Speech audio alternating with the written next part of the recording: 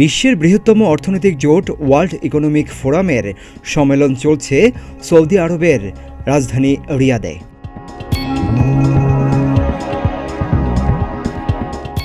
এই সম্মেলনে ইউরোপীয় ও আরব কর্মকর্তাদের মধ্যে একটি বিশেষ বৈঠক অনুষ্ঠিত হয়।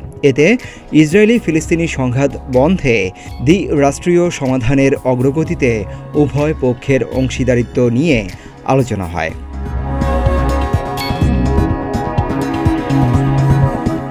এ সময় ফিলিস্তিনকে রাষ্ট্র হিসেবে স্বীকৃতি দিতে সম্মত জানায় ইউরোপের দেশগুলোর জোট ইউরোপীয় ইউনিয়ন। আশা করা যায় মে মাসে জোটের অধিকাংশ দেশ ফিলিস্তিনকে স্বীকৃতি দেবে। এ তথ্য নিশ্চিত করেছে দ্য টাইমস অফ ইসরায়েল।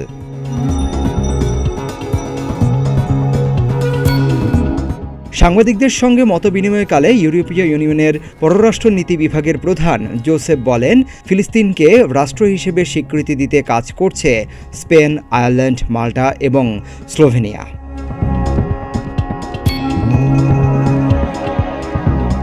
গত বছরের ৭ অক্টোবর ইসরায়েলের ভূখণ্ডে প্রবেশ করে গুলি চালায় হামাস যোদ্ধারা। এতে নিহত হয় ১২০০রও বেশি ইসরায়েলি। এছাড়া ২৪০ জনকে জিম্মি হিসেবে গাজায় ধরেও নিয়ে যায় হামাস।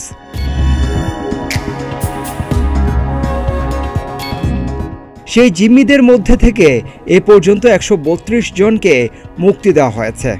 বাকি ১০৮ জন এখনও রয়েছেন হামাসের কবজায়। অবশ্য তাদের মুক্তির জন্য যুদ্ধবিরতি চুক্তি নিয়ে আলোচনা চলছে হামাস ও ইসরায়েলের মধ্যে।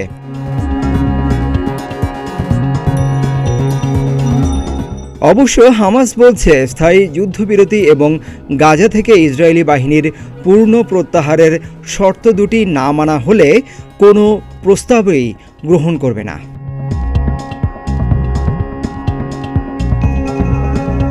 এর আগে মার্কিন পররাষ্ট্রমন্ত্রী অ্যান্টনি ব্লিংকন দাবি করেন, ইসরায়েলি প্রস্তাবটি অনন্য সাধারণ উদার প্রস্তাব।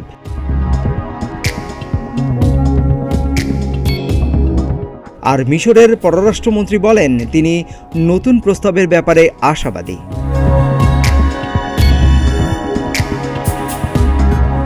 ব্রিটিশ পররাষ্ট্রমন্ত্রী ডেভিড ক্যামেরন বলেন, গাজা থেকে জিম্মিদের মুক্তির বিনিময়ে ৪০ দিনের যুদ্ধবিরতি চুক্তির সম্ভাবনা রয়েছে।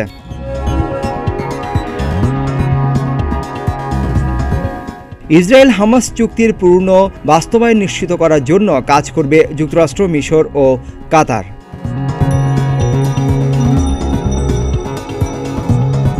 এদিকে যুক্তরাষ্ট্রের পররাষ্ট্র মন্ত্রণালয় বলছে, ইসরায়েলের সেনাবাহিনীর ৫টি ইউনিট ব্যাপকভাবে মানবাধিকার লঙ্ঘনের সঙ্গে জড়িত। তারপরও ইসরায়েলি বাহিনীকে সামরিক সমর্থন দিয়ে যাবে মার্কিন প্রশাসন।